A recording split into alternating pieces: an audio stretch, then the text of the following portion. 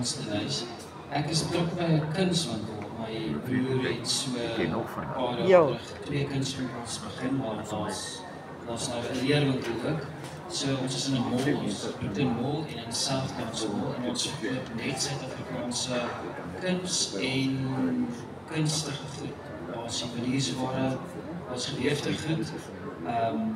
Ja, dit is ons kry ouens in en hulle verskaf aan ons en ons verkoop.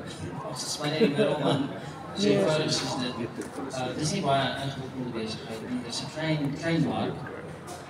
Maar daar is ouens wat geld het vir skilderye. Nee, skilderye nie, ander goed ook. Ja, dis wat ons doen.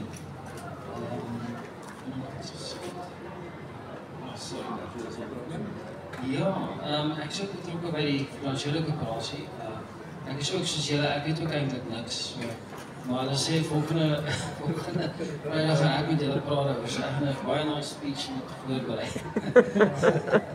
Maar as julle die konsep daar agter verstaan, glo my julle gaan nie spyt wees nie. Dis regtig baie beter alternatief as 'n bank. Dit is jy hele die koöperasie idee word die bank. En dit is regtig nice.